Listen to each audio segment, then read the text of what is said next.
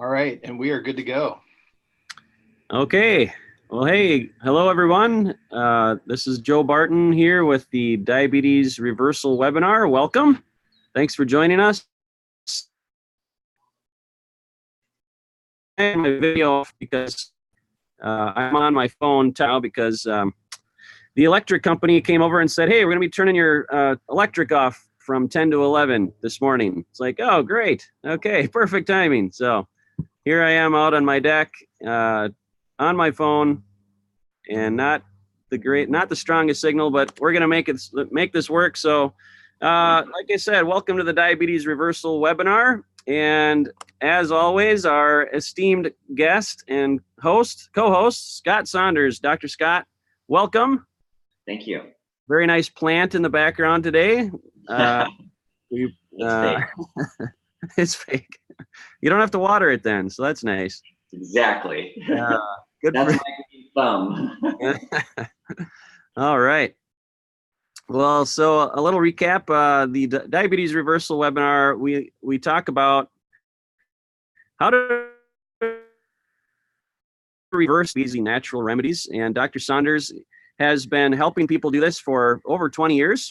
Scott is our medical advisor at Barton Publishing and Garden of Original Greens. He's formulator of different supplements that have helped people with blood sugar and nerve pain and other things, inflammation. So today we are going to talk about, as we talked about in our email, we're going to talk about 3 drinks that sometimes people think are healthy, but they're actually not very healthy. And we're probably actually going to add a few bonus drinks in there too. So we might get to 4 or 5, maybe even 6 different types of drinks today.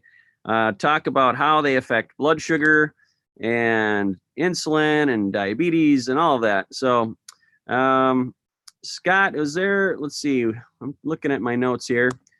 Last call, so this is webinar number 2 for us. So we're just kind of here. And again, apologies that I'm not on video as my internet speed is pretty low today, but we're going to make this work. So, but anyways, Scott, let's just dive right in here and let's talk about the 3 healthy drinks. Sometimes we call them the diabetes death drinks that are really not doing people any good. And you want to just start off talking about what those are and why they aren't good for us. The problem isn't so much that they're not good for you, it's that people think that they are, that people think they're going to have some kind of benefit and lose weight, for example, or improve when they're drinking things like diet sodas.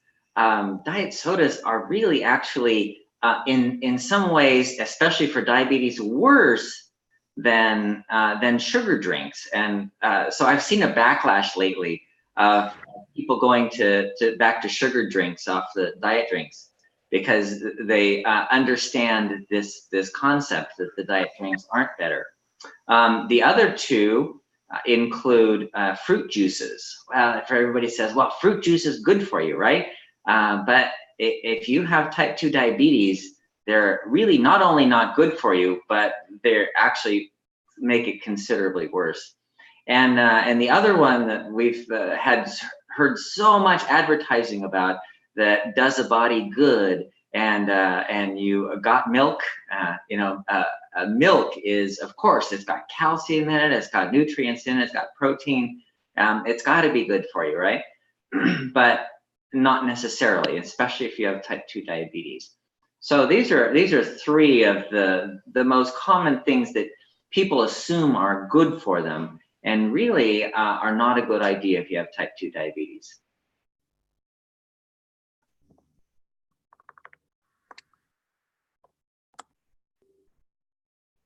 All right, I am having some connection issues, but sorry. Hey, Kevin, if you want to help, just, feel free to co-host with us here, because I don't know how good my internet connection is here. Well, I could just go into detail about each one of the drinks. Yeah, okay. Well, Okay. I think we're good now. It might have just been a quick little glitch there. Okay, so let's talk about diet soda. So Okay. talk about what that does to your pancreas, your insulin, and what? Yeah, dig into Okay. that a little bit more. What's really interesting is that when diet sodas first became available, they said this is the perfect drink. You get all the sweet, you get all the benefits of the soda, and and you have no calories. Therefore, it's good. And they even made one many years later called Zero. It's the Coke Zero. In other words, it has nothing in it. It's just like drinking water. It's good for you, and you get all the flavor and everything. However, what they don't take into account is that the sweet taste affects the insulin production in the pancreas. And the problem in type 2 diabetes is there is too much insulin. So that makes the body insulin resistant. And when you start drinking sweet drinks or eating sweet things, you end up increasing the insulin, which makes you more insulin resistant. So insulin is what tells the body to hold on to fat. It blocks you from using fat for energy. So it requires, when you have high insulin, you like have to use sugar for energy. But you're drinking something that has no sugar in it.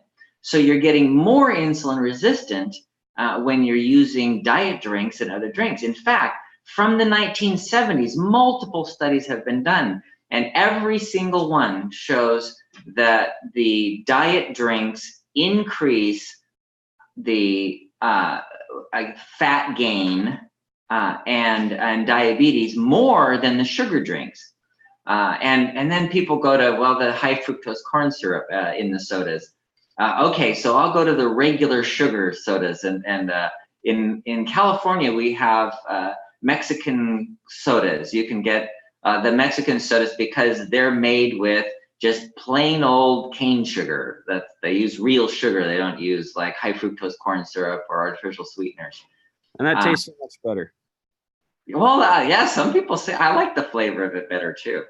But it's still the issue of increasing the amount of sugar in your cells and raising the level of insulin that causes worsening of the diabetes. So, whether you're drinking a sugar drink, it's not better necessarily to drink a sugar drink, but several studies, when they compared sugar sodas, people who drink sugar sodas compared to people who drink diet sodas, invariably the people drinking diet sodas gain more weight and have more diabetes than people who drink sugar sodas. So I'm not saying sugar sodas are better. I'm just saying diet sodas are worse. Yeah, I think that's something that a lot of people, believe that diet sodas are okay because it says diet, it says no sugar, but yeah, so it's one of those things, unfortunately, that you have to understand, really how it affects your body and not just take the marketing label of Coca-Cola or Pepsi, as what they're saying as being healthy. And yeah, so it's good to know. And so let's dive in now to, we mentioned this a little bit, milk. So yeah, talk about milk and the good and bad. And there's kind of a lot of controversy, like cow's milk specifically. Is that worse? There you can talk about the bacteria and the difference between cow's milk and almond milk or other types of nut milks. And what does that do to insulin levels and blood sugar? Okay, that it's really interesting because milk is a high calorie drink, and we don't often think of it that way. But protein is calorie, and milk has protein in it, and carbohydrate is calorie, and milk has quite a lot of carbohydrate in it too, and then fat. So this protein, carbohydrate, and fat makes it a high calorie drink. And one of the things in type 2 diabetes that becomes a problem is actually too much protein and the glycemic load that something has. So milk, while not being like pure sugar, it does have sugar in it, and the glycemic load is pretty high. It's like the difference between ice cream and watermelon. Watermelon has a much higher glycemic index. In other words, it raises the blood sugar faster than ice cream. But ice cream has a higher glycemic load, which means it's putting a lot more sugar, calories in general, but especially sugar load into your system that has to be resolved somehow with insulin and to be brought into the cells. So even though the watermelon has a higher glycemic index, has a much lower glycemic load. So in that sense, milk is a higher glycemic load, and it's really not good for type 2 diabetes for the same reasons. It raises the blood sugar. There are other issues with milk, especially with type 1 diabetes. There's a relationship between antibodies against the pancreas and cow's milk drinking. There's the proteins in milk affect the immune system such that it can increase the probability of type 1 diabetes. This has been seen in children, little babies, especially if before they're 6 months of age, they're drinking cow's milk because their immune system is not intact. So they don't differentiate between what's me and what's not me. Anyway, so diabetes is affected by milk in a negative way, and it's not positive. So people who are drinking gallons of milk really aren't doing themselves a good favor, a good deed necessarily. Yeah. Yeah, and the key that we teach in the diabetes reversal plan in the diabetes solution kit is, if you have diabetes or pre-diabetes, the key is to really get your carb intake to less than 20 grams or less per day. And carbs are everywhere. So that's actually a really low number, and you have to be pretty disciplined to get to that. And anytime you're drinking any sort of calories or carbohydrates, especially, that's just gonna, you could have 20 grams of carbs in one glass of milk, depending on how big a glass it is. And especially like fruit juice, that's gonna, the saying of, don't drink your calories is really important and smart. Yeah, that's a great slogan. Don't drink your calories.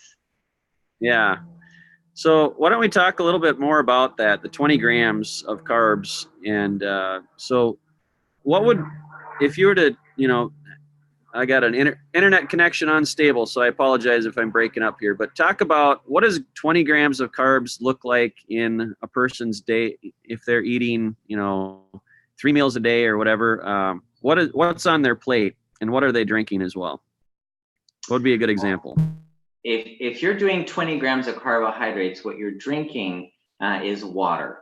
And there's pretty much nothing else you should be drinking. So the things that, though they don't have carbohydrates, like the diet drinks, for example, will raise insulin levels and prevent you from burning fat.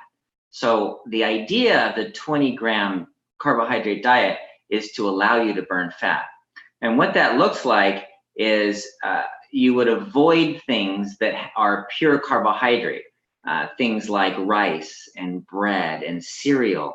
It's amazing how much cereal people eat. And in fact, I knew some vegans, and one of the problems with being vegan in the United States is that vegans live on pasta and rice and cereal and bread, and they have all these grains, and that's pure carbohydrate, and so they're actually not healthier in doing that.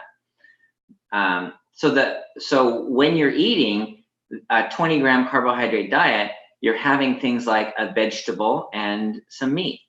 And that's pretty much all. You're not going to have any grains. You're not going to have any starch. You're not going to have any bread with a meal. And the vegetables are generally low carbohydrate vegetables, things like broccoli. And then you'd have some raw vegetables, like a salad. You could have celery. You could have raw carrots, but you wouldn't want cooked carrots, because once you cook the carrots, then you break down some of the fiber into starch, and it becomes a higher carbohydrate meal. So what it looks like is essentially taking out all the grains, You can have a few nuts and seeds. If you're going to have something like beans or peas or lentils, it's going to be a very small amount. And that's what a 20-gram meal is going to look like. Hey, this is Kevin here. I'm just going to jump in really quick, if I might, because some people might not know what we're talking about when we're talking about the 20-gram diet. Essentially, what these guys are referring to is the plan and the diabetes solution kit. It's got a 3-phase plan, and they're especially referencing phase 1, which is a reduction in the number of grams of carbs that you're taking each day. So just wanted to kind of bring everybody up to speed there on just kind of what the reference was. So. Okay, good. Thank you. Yeah. So if you're looking at one slice of bread is going to be about 15 grams of carbohydrates. One bowl of cereal is going to be 15 grams of carbohydrates. You can see that you're not going to be able to eat those kinds of things and stay under 20 grams of carbohydrates. Beans, a half a cup of beans is about 15 grams of carbohydrates. So that gives you kind of an idea of, you can eat some vegetables. Raw vegetables are actually great. They're low in carbohydrates compared to like cooked vegetables, because the fiber is broken down into starch when you cook it, especially if you cook it a lot. If it's really soft, if it's cooked really soft, then there's a higher carbohydrate content or higher sugar content for the body. And Dr. Scott, we did receive a question related to this, and maybe this is what you were just referencing, but one of our attendees asks, what about veggies with high fibrous carbs? Okay, so that is a great question. Thank you for that. Because it turns out that in studies that have been done by McDougall and Dean Ornish, they've shown that you can reverse diabetes with a high carbohydrate diet. But in those cases, it's always a high fiber diet. So they're fiber carbohydrates, and those aren't digestible. Those aren't sugars. They don't become sugar in your body. They're actually used in the large intestine by the bacteria. They're broken down by bacteria in the large intestine. We don't use them. We don't make them into sugar unless they're cooked too much. If they're cooked a lot, then the fiber is broken down into starch. But otherwise, the fiber is really good for lowering the glycemic index and the glycemic load of the rest of the foods you're eating. So fiber is a great thing to have when you're on this program. So Scott, I've seen it elsewhere, like it, the 20 grams of carbs would be like net carbs. So if you're eating something that has 6 grams of fiber and 10 grams of carbs, then the net carbs would be 4. Is that how we look at this, or are we looking at the exactly? Okay. Exactly. The net carbs, those are the ones that are brought into your body and used as sugar, whereas the fiber is not. Fiber is actually really good for you. It's really good for diabetes. Yeah. So yeah, and like you said, eating raw vegetables is much better, because when you cook the vegetables, it's breaking down into starch, which turns to sugar quickly and enters the bloodstream and raises your insulin levels and all of that. So that's what we're trying to avoid. Could you talk also about sugar alcohols? Because that is another thing that a lot of different foods might have sugar alcohols, which raises the carbohydrate count. But I've also heard that you can reduce that from the total number to get to a net carb level. And I personally, like when I eat sugar alcohols, like I notice like my gut starts get gassy and stuff like that. So I try to avoid those myself. Yeah, it's a double-edged sword. So sugar alcohols are great in the sense that these sugar alcohols aren't used in the body as sugar, so that you can subtract them off of your net carb in a way. But remember that the taste of sweet, your intestine, your small intestine, your pancreas, there are taste buds that taste sweet. And from your taste buds on your tongue all the way down in through your gut, these sweet taste buds cause your pancreas to say, oh, there's sugar in there, we need to release insulin. So then you release more insulin and you end up becoming more insulin resistant. So in type 2 diabetes, it turns out that sugar's not the problem, that the problem is really insulin, and the insulin resistance is the primary problem. So the cell fills up with sugar and is so full of sugar, it has to put a stop mechanism on there. So it blocks the insulin and says, we're not gonna listen to the insulin anymore. And that's what insulin resistance is. And so the cell has to use up that sugar in order to then open up and allow insulin to bring sugar into the cells again. And the danger of this is that in certain types of cells, like kidney cells, if you can't bring sugar into the cells, then the cells are going to die, and they do. And that's why people with diabetes get kidney problems. It's not the sugar that's the problem, it's the insulin. So when people eat these sugar alcohols, they may increase their insulin resistance and cause damage to their other cells, the nerve cells and kidney cells, kind of in a roundabout a secondary kind of way. Not helpful.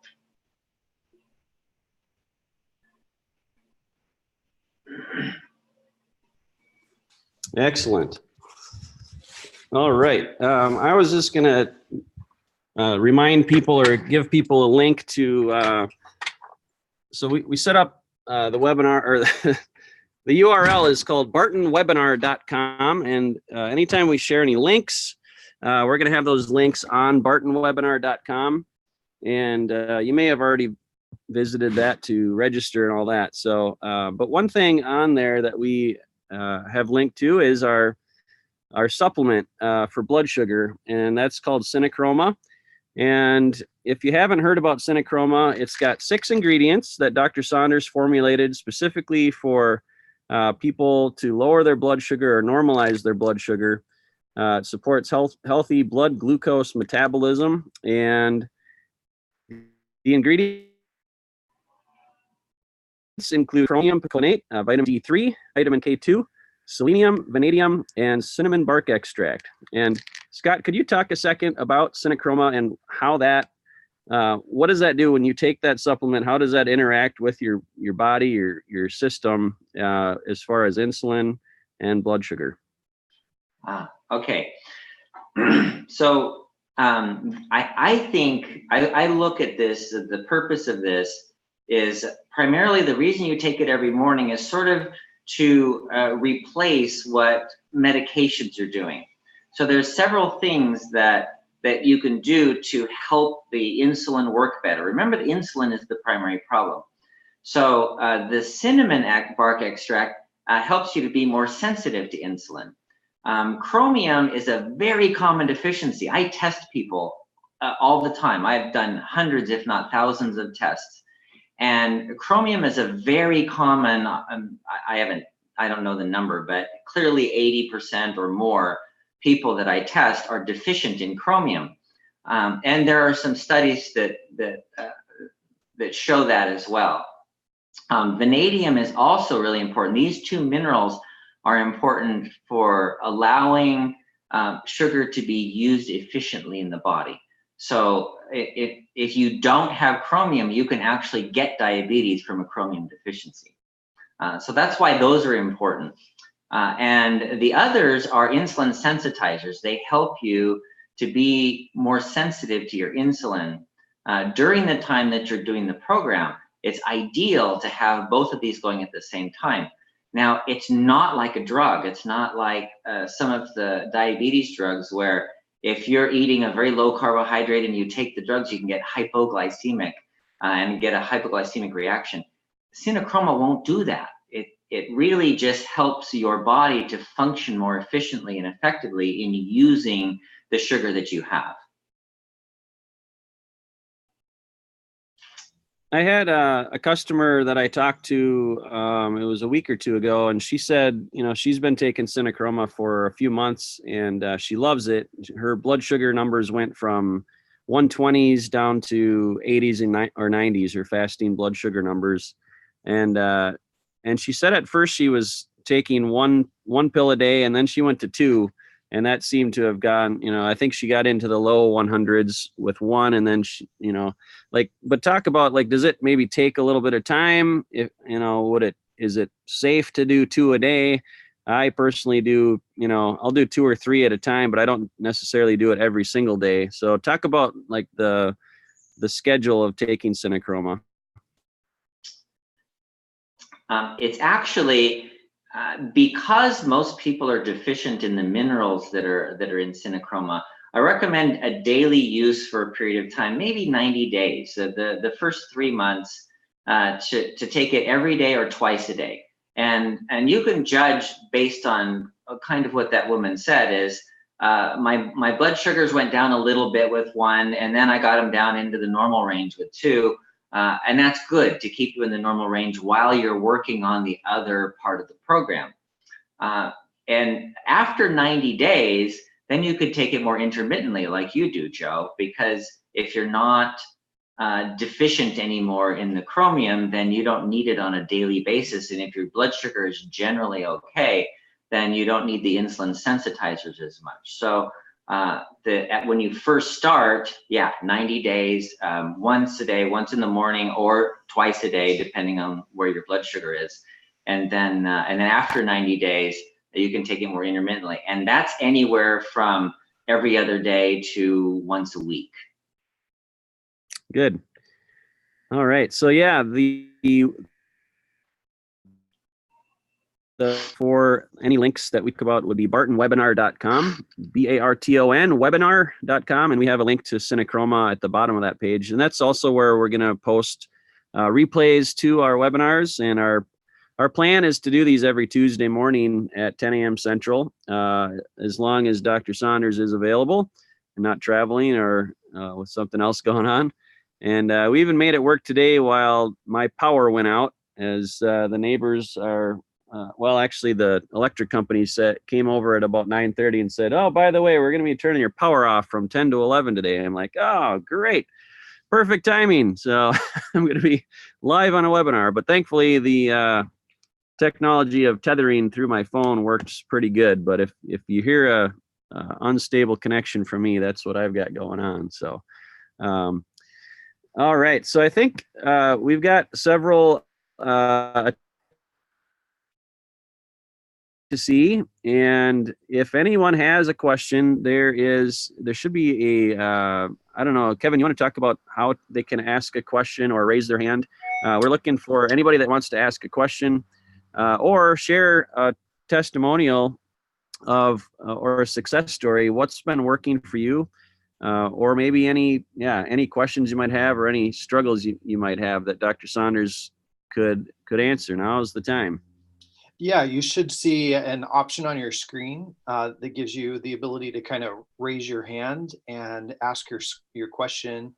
So feel free to do that. I'm also going to do this. I hope our Joe and Dr. Scott are okay with this, but I'm going to go ahead and set it so that anybody is able to share and talk.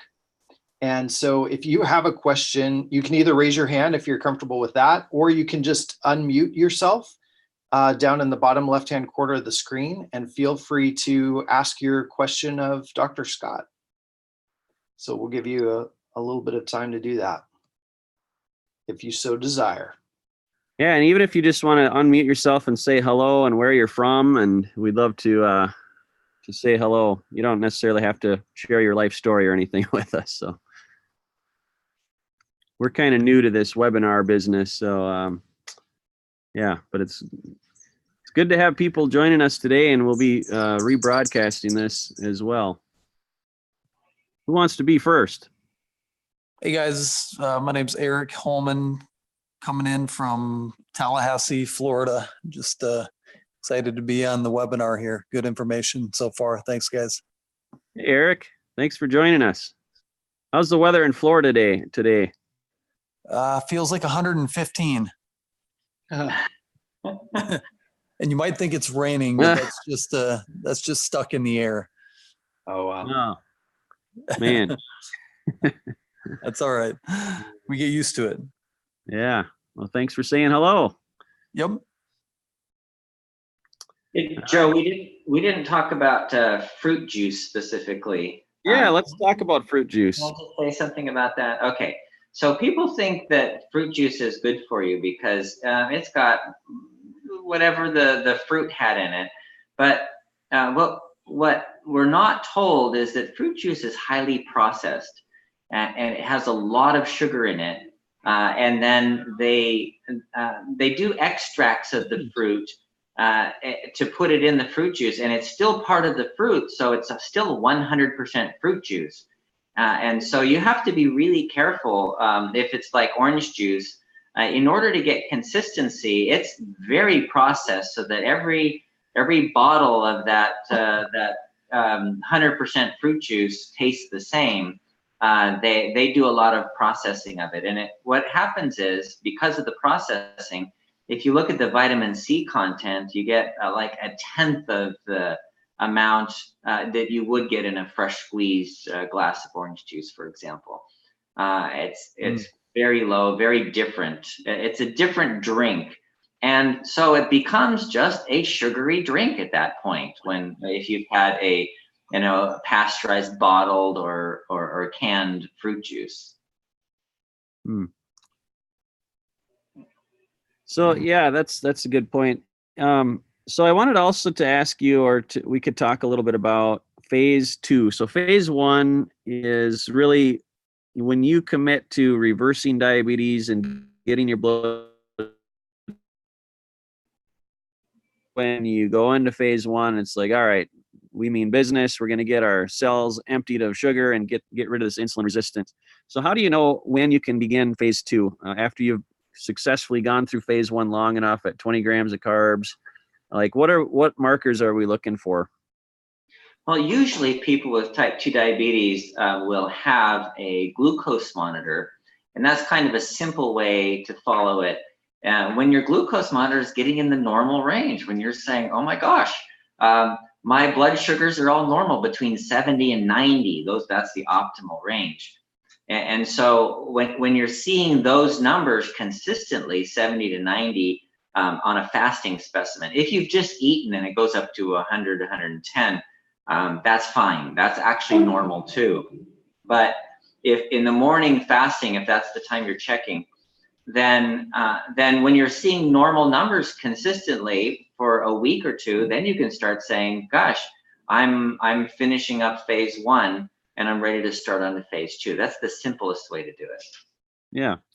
And so it's really just a matter of you increase your carbohydrates to 40 and then you continue to monitor your blood sugar. And as long as you kind of stay in that range of 70 to 90, then it's okay. And then, eventually then you can switch to phase 3, which is, what is that? Like 60 to 80 grams of carbs a day it's really just a self-monitoring what your blood sugars do, right? Yeah. Phase 3 is the long-term phase. And that is that you're measuring your blood sugar in phase 2 as you're increasing your carbohydrates. And so, you may go up to 40, but some people find that there are certain foods they can't eat. Like I mentioned watermelon before. People have said, I do fine as long as I can have 40 grams of carbohydrates as long as I eat vegetables or beans. I can tolerate beans. But gosh, if I eat watermelon, it just shoots up. So then they get to know their own body and say what works for them, because everybody's a little bit different in how they process the carbohydrates, the sugars, how their insulin works, how their pancreas is working is all a little bit different. So some people will tolerate some foods better than others, in which case they will be able to monitor themselves and determine which foods are best. Then phase 3 is maintenance. That's what they're going to do for the rest of their lives. They're going to stay on this program that they've done. Yeah. All right, we do have another question from an attendee, and they asked, and others that won't drink water out of a plastic bottle. Any thoughts on this? Yes, the water out of a plastic bottle, the idea of like BPA, there's certain toxins that may be from the plastics that leach into the water, and that's true. That it's not wrong. The way I look at it is like in the Bible, Jesus talked about the Pharisees straining at a gnat and swallowing a camel. And so all of these toxins that we're talking about are gnats, and they are toxic. They are toxic when you have pesticides on your vegetables, for example. People say, well, I'm not going to eat vegetables because there's pesticides on it. These are all small things. The things in the water, like BPA out of a plastic bottle. Well, fine, don't drink out of a plastic bottle, but for heaven's sakes, drink water. And if it comes out of a plastic bottle, okay, that's not a big deal. The Camel, the big thing is we don't look at sugar as the most toxic substance known to man. More people die from sugar toxicity than from all other toxicities combined. And yet we still eat sugar every day. We put it in everything. I mean, you can't even get a gravy these days without sugar in it. There's so much sugar in our food and our environment and everybody's so highly toxic on sugar. Everybody's toxic who eats sugar. And when half of our population is obese, overweight, and sugar toxic, insulin resistant, and yet we're focusing on these little teeny things like BPA and the plastics, when we should be saying, hey, wait a minute, we have like an epidemic of people dying and getting amputations of their feet and going blind and getting kidney dialysis because of sugar toxicity, and nobody's mentioning it. It's like that's no big deal. That bugs me. Yeah. Oh, that's a great point. I like that analogy too, with the camel versus the gnat, like Jesus said. And yeah, sugar, man, that's when you think about sugar, like you think, oh, it's sweet, it tastes good, a little bit isn't going to hurt anyone, but it's like, no, like sugar you need to avoid as much as possible. And really, like, the nice thing about our bodies is like you can, a lot of people are addicted to sweets and sugars, but like me. Yeah, if you if you commit to a low sugar diet and just eat healthy foods, like your body isn't going to crave that anymore, because really it's nutrients that you're getting from vegetables and meats, fats, things like that. So thankfully there is hope. But yeah, man, it's too bad that sugary foods and drinks aren't like super healthy, and you could just all become Superman by drinking and eating sugar. Wouldn't that be great? That'd be so easy. But a lot of times things that are easy aren't good for you in the long term. That's pretty much a principle in a lot of different areas. So now, let's talk about that. Everybody's going to have them. They're going to mess up. They're going to go to a birthday party, or they're just going to, we're human. We fail, and we eat some ice cream, or we eat a cookie or whatever. So, but the thing is, and you've talked about this before, it's like, that doesn't mean like just to go overboard and say, well, I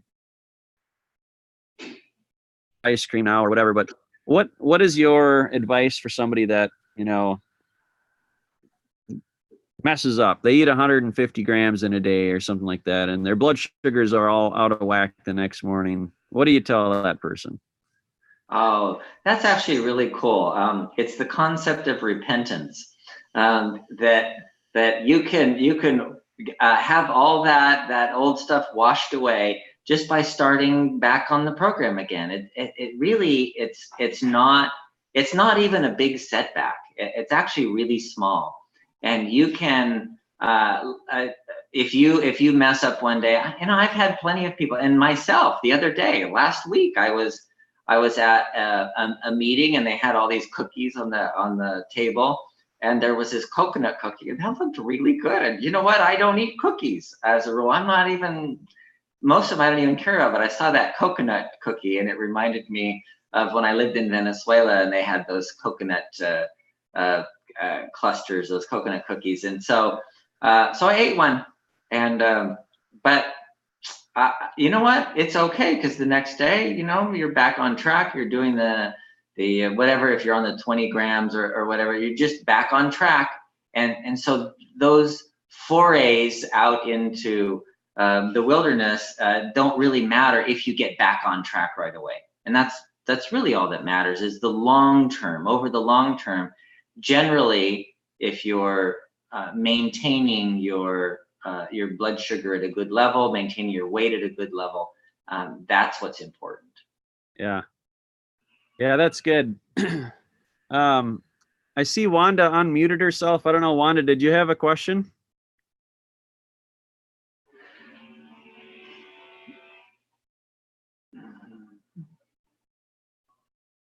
Feel free to say hello, Wanda.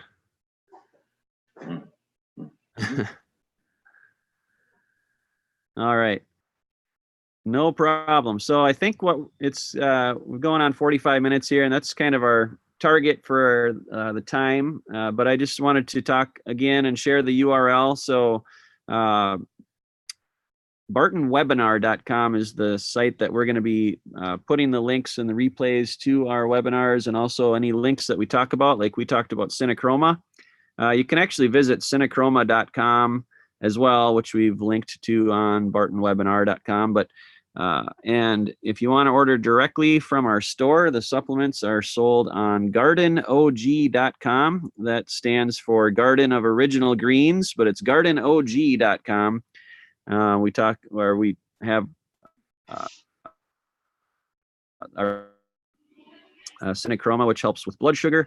Nervala is a peripheral neuropathy product, and helps people with nerve pain and numbness and tingling, which is often a side effect of people with high blood sugar.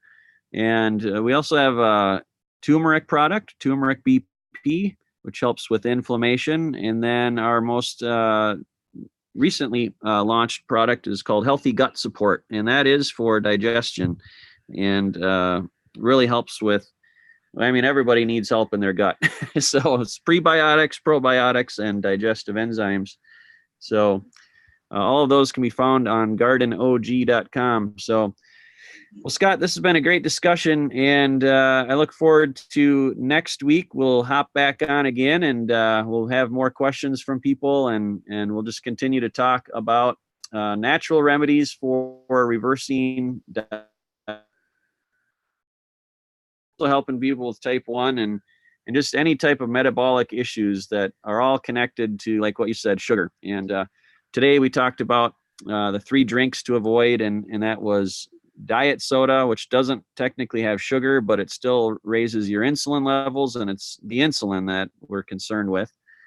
Fruit juices, which are really high in sugar, and then also milk, which is also really high in sugar as well. So we talked a little bit about, did we talk about alcohol?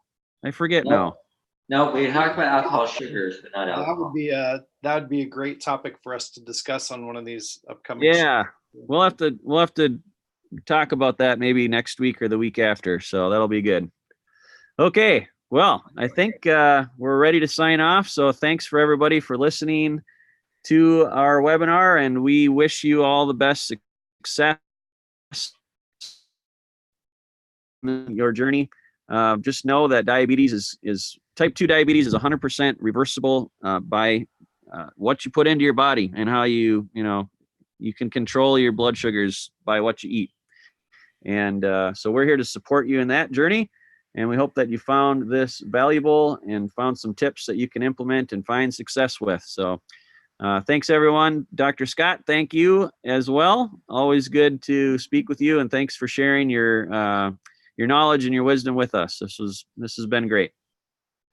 I'm going to go on video and wave one last time if I can.